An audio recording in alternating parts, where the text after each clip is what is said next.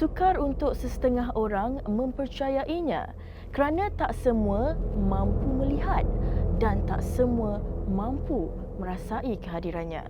Namun pada hari ini di dalam bilik angker ini akan kami bawakan pengalaman seram dan mistik yang akan dikongsikan oleh tetamu jemputan kami.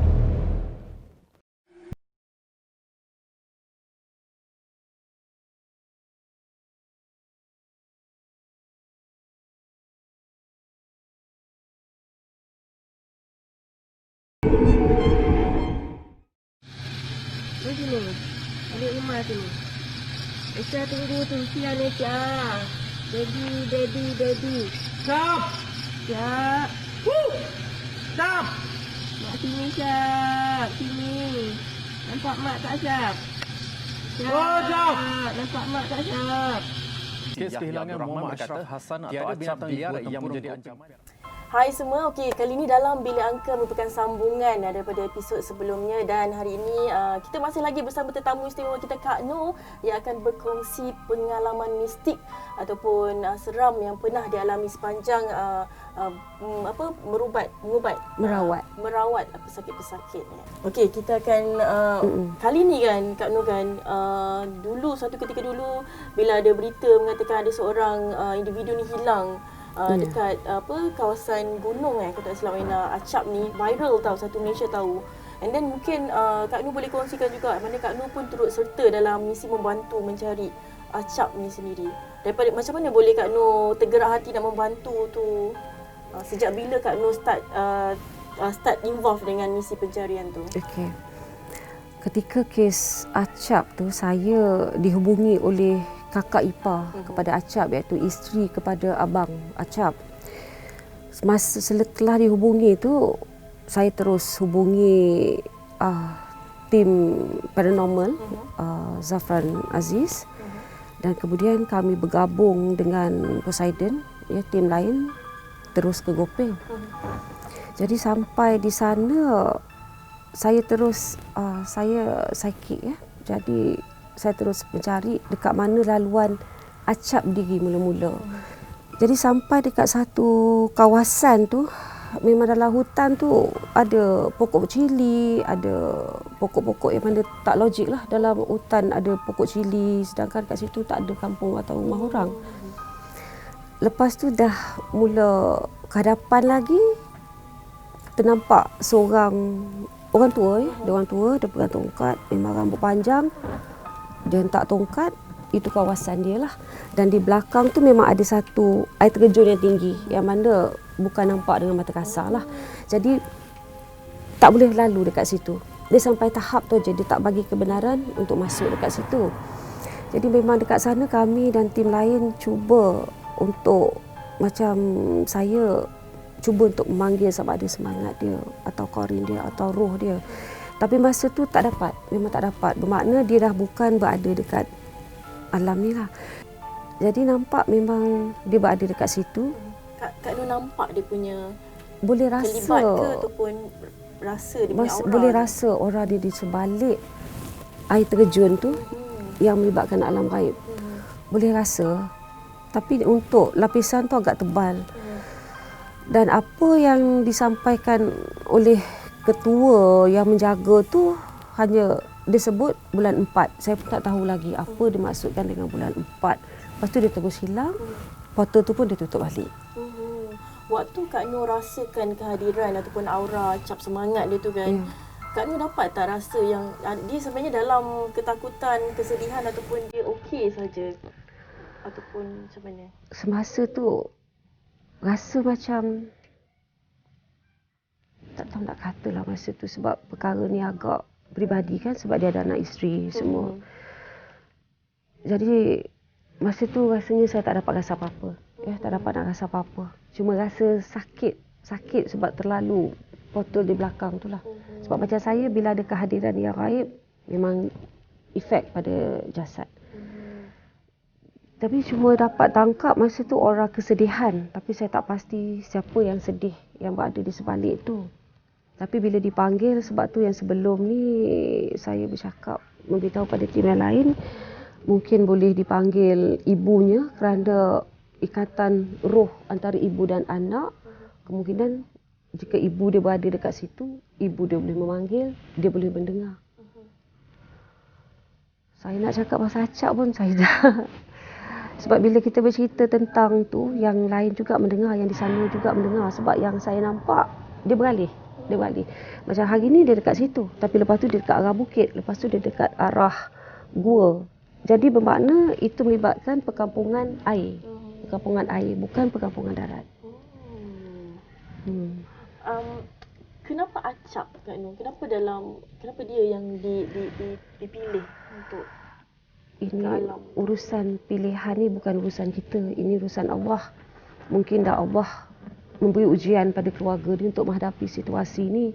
Sebab jika ahli keluarga kita hilang tanpa mayat ditemui dan viral satu Malaysia pula tu, bukan mudah. Tapi ini ujian Allah pada keluarga tu. Bukan. Jadi mungkin Allah juga memilih dia untuk melalui situasi ni. Jadi macam bagi saya dan tim paranormal yang lain, insya-Allah memang kami bercadang untuk ke sana lagi. Dengan izin Allah, cuba bergabung. Ya, sebab kalau banyak dah anjing pengesan semua sudah dah mencari, kalau macam mana pun mesti mayat boleh ditemui. Sebab lapisan alam ni banyak. Lapisan dalam air, lapisan antara lapisan-lapisan.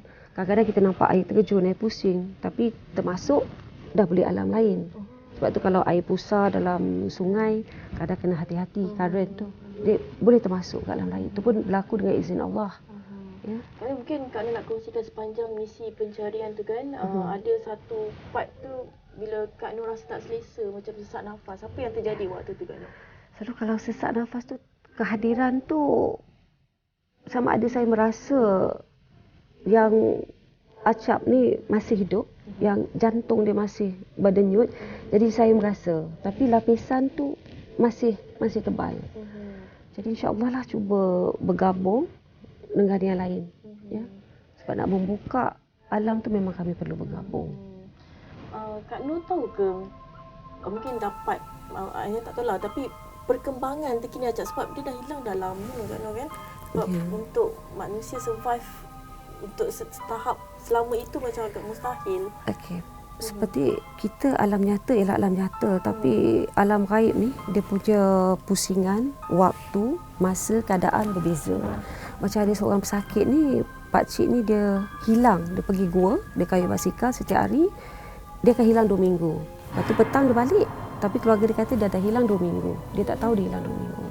Jadi dalam kes dia, saya terus ke tempat gua tu. Tapi di gua tu, yang nampak adalah dibawa oleh saka-saka dia sendiri yang berada dekat gua tu. Jadi dia hilang 2 minggu. Dia makan, minum semua dekat sana. Tapi bagi kat sini, kita dah 2 minggu, dah 14 hari. Jadi waktu tu berbeza. Mungkin kalau dekat sini, setahun, dekat sana, 1 hari. Itu berbeza alam gaib. Macam mana dengan jasad dia sebagai manusia kan? Kadang-kadang yang pergi ke sana hanyalah roh ataupun dia punya tu kan? Ataupun together. Dibawa jasad sekali. Banyak yang berlaku jasad sendiri, lapisan tu dengan izin Allah dia telus. Sebab tu kadang-kadang kalau ada yang tengah berlari, macam ada juga terjadi pada seorang pesakit ni, dia terlanggar sesuatu, dia terpelanting, tapi tak ada apa yang dia langgar. Jadi mungkin dia dah terlanggar antara pintu-pintu alam gaib. Banyak lapisan alam gaib ni. Kak Nur, Aina macam nak tanya juga kan, ada orang yang berkata-kata kan, kadang-kadang bila orang dah ke alam manusia biasa, dah ke alam yang lagi satu, bila dia kembali ke dunia normal ni, kadang-kadang benda tu mengganggu dia punya kewarasan fikiran tu. Bila dia balik ke dunia nyata, mulalah dia ni dah tak betul orang kata. Betul ke benda tu? Saya rasa itu dah semestinya melalui trauma. Sebab bila kita manusia mempunyai roh memasuki alam gaib yang didiami oleh jin dan kaum-kaum yang lain, pemakanan berbeza, berpakaian berbeza, cuaca berbeza. Jadi sikit sebanyak memang akan mencetus. Ya, memang akan mencetus. Macam mana kita manusia memasuki alam fantasi lah, alam seperti alam imajinasi. Jadi bila dia balik sini, memori, otak, roh, semangat memang dah akan ada tersentak, akan ada hentakan dekat situ. Sebab dia dah memasuki alam lapisan yang lain. Kalau dia kata dia gila ke apa tu, itu perlu dipulihkan melalui ruqyah untuk memulihkan semangat dia balik, roh dia balik. Rata-rata macam tu antara roh tu dah lemah. Ya, roh tu dah lemah. Mungkin Kak Nur nak kongsikan untuk sesiapa saja kat luar sana penonton kita kan, kalau nak masuk ke hutan ataupun nak hiking ke apa pantang larang yang diorang boleh ikut, dan juga mungkin sebagai pegangan bacaan-bacaan ayat Quran ke ataupun Dia sebenarnya tak ada pantang larang ya. Kalau kita nak masuk hutan tu, kita berlindung dengan Allah, kita baca auzubillahi minasyaitonirrajim, bismillahirrahmanirrahim, tu dah cukup. Tapi selalu berlaku bila masuk hutan, assalamualaikum tok, cucu minta lalu. Jadi jin ni pun, kau cucu aku ke? Jadi itu yang banyak terganggu. Jadi macam kalau kita masuk tu, kita jaga kebersihan hutan, jangan, sebab kita sememangnya berkongsi alam. Jadi kalau masuk hutan tu tenang, nikmati ciptaan Allah, ya.